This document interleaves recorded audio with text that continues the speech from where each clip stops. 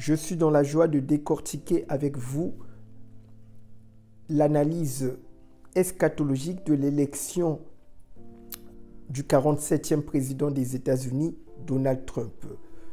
Cette élection est l'accomplissement d'une prophétie apocalyptique. Ce n'est pas le fruit d'un hasard. Il faut être dans l'ignorance pour ne pas prêter attention à ce qui se passe dans le monde. L'humanité va basculer dans une nouvelle ère. Dans cette deuxième partie, on va se focaliser sur ce nouveau entrant qu'on appelle Elon Musk. Si tu n'as pas encore pris connaissance de la première vidéo, je te prie d'aller la suivre pour bien comprendre le fond de ce que nous voulons partager chez nos frères et sœurs chrétiens. Parce que là, il faut augmenter la vigilance. La marque de la bête, elle est là. Donc, dans cette deuxième partie, on se focalise sur Elon Musk. Donc, l'élection de Donald Trump ouvre la porte à une accélération ou une montée en puissance de la marque de la bête. C'est vraiment l'intronisation de la marque de la bête.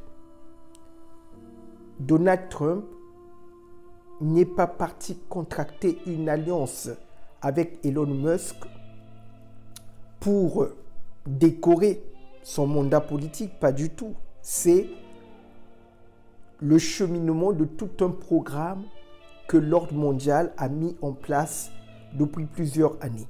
Donc, Kamala Harris et Joe Biden ont fait la promotion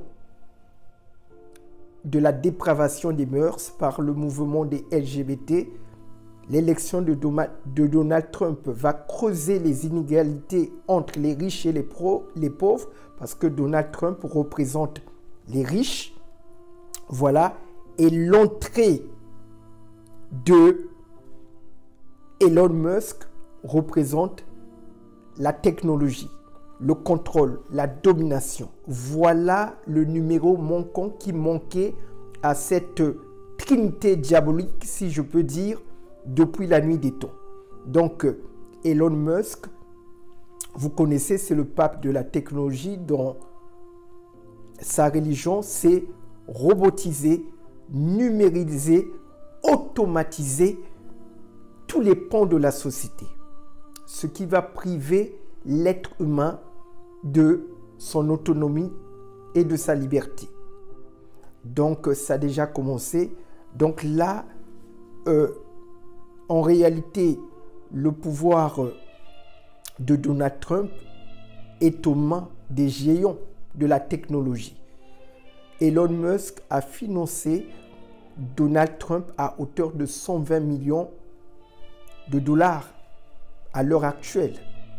Et la fortune de Elon Musk est passée à 20 milliards de plus parce que c'était l'homme le plus riche de ce monde. Je vous rappelle que Elon Musk est le propriétaire de Twitter, de PayPal, de Tesla, de SpaceX.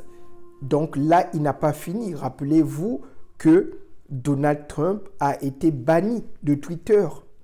Ça ne remonte pas à quelques années. Et là, c'est vraiment le duo choc. Le revers de ce duo ne présage rien de bon pour l'avenir. Donc, la leçon à retenir ici, chez nous, les enfants de Dieu, c'est que le combat spirituel ne consiste pas seulement à prier. Le combat spirituel consiste aussi à résister aux forces du numérique, de la technologie et de la robotisation. Parce que c'est là, c'est l'instrument que la marque de la bête va utiliser dans ces temps de la fin pour imposer la marque sur le front et sur la main. Donc, en tant qu'enfant de Dieu, on doit rester ancré dans la foi, on doit obéir à la parole de Dieu et on doit s'attacher aux promesses divines pour ne pas tomber dans le piège de ce système maléfique. Moi, je pense que en réalité, Elon Musk n'est pas là pour promouvoir des intérêts qui seront en faveur de l'humanité. Il est en réalité là pour ses intérêts personnels. Dans plusieurs interviews, Elon Musk a dit qu'il était un alien. Donc ça fait flipper cette phrase, ça veut tout dire. Donc n'oubliez pas de liker, de partager cette vidéo et surtout abonnez-vous pour recevoir des contenus similaires.